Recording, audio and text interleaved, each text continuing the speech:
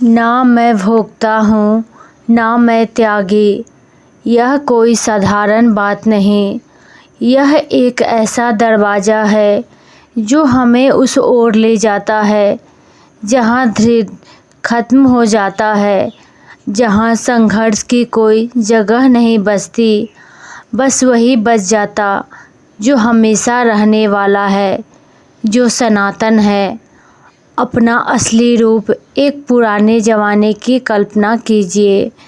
राजा जनक का दरबार सजा है, विद्वानों की कतारें बैठी है और उनके बीच में एक जवान ऋषि जिनका शरीर टेढ़ा है और 8 जगहों से मुड़ा हुआ है, पर जिनकी आंखों में ज्ञान की ऐसी रोशनी है जो पूरे दरबार को रोशन कर रही है। ऋषि अष्टावक्र और वहाँ बैठे हैं राजा जनक, एक ऐसी राजा जो दुनिया की सारी भोग विलासों को भोगते हुए भी, सारी दुनिया की जिम्मेवारी निभाते हुए भी परम ज्ञान को पाना चाहता है।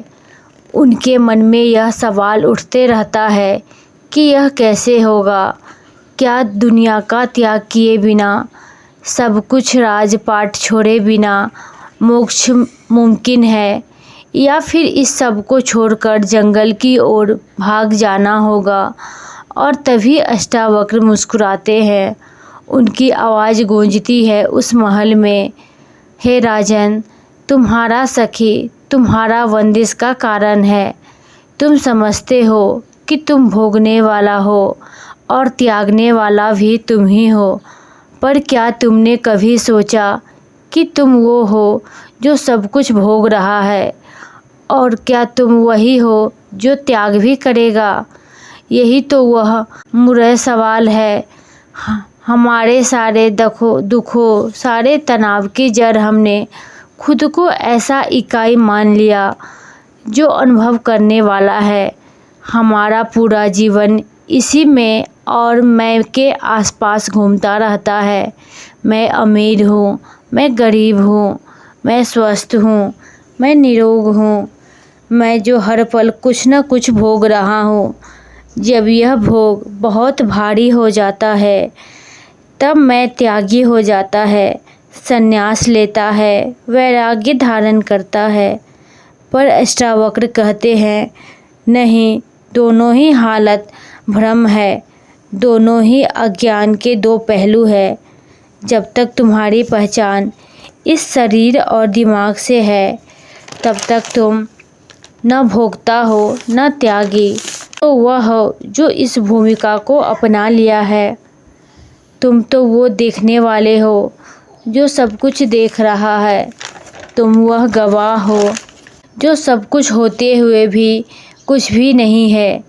ये समझना इतना आसान नहीं, क्योंकि हमारा दिमाग तो बस केवल द्वंद्वों में ही जाता है, या तो भोग या फिर त्याग, या फिर दुनियादारी या फिर संन्यास। पर अष्टावक्र हमें तीसरा रास्ता दिखाते हैं। वो रास्ता है ज्ञान का, जागरूकता का, साक्षी भाव का। देखिए, इसे एक उदाहरण से समझते हैं। आप एक सिनेमा हॉल में हैं और फिल्म चल रही है। फिल्म का हीरो जब दुखी होता है तो आपकी आंखें नम हो जाती है। आप उसके सुख दुख में शामिल होते हैं, पर क्या आप सच में वो हीरो है? नहीं ना। आप जानते हैं कि आप दर्शक हैं। आप उसमें डूबते तो हैं, पर आपको पता होता है कि यह सब नाटक है, असलियत नहीं। आप उस हीरो के सुख दुख के भोगता नहीं है, और न ही आप फिल्म छोड़कर त्यागी बन रहे हो। आप बस बैठे वहाँ सब कुछ जागरूक होके देख रहे हो। बिल्कुल यही बात है हमारे जीवन में। एक साथ यह जो पूरी दुनिया, रिश्ते हैं, भावनाएं हैं, कामयाबी और नाकामयाबी है, ये सब उस पर्दे पर चल रही फिल्म की तरह है, और हमारा असली में वो दर्शक है, वो गवाही जो बस सब कुछ देख रहा है। पर समस्या कहाँ होती है? समस्या वहाँ होती है जब हम उस हीरो के साथ खुद को पूरी तरह जोड़ लेते हैं, हम भूल जाते हैं कि हम ही दर्शक हैं, मैं ही यह दिमाग हूँ, मैं ही यह भावना हूँ। फिर जो कुछ भी है यह हीरो के साथ होता है, उसे सच में अपने साथ होता हुआ मान लेते हैं। हीरो कामयाब होता है तो हम कहते हैं मैं कामयाब हो गया। हीरो फेल हो गया तो हम कहते हैं मैं फेल हो गया।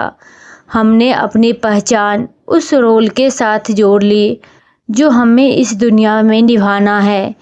इसलिए अष्टावक्र कहते हैं मैं न त्यागी हूँ न भोक्ता हूँ, भोक्ता तो यह शरीर और दिमाग है।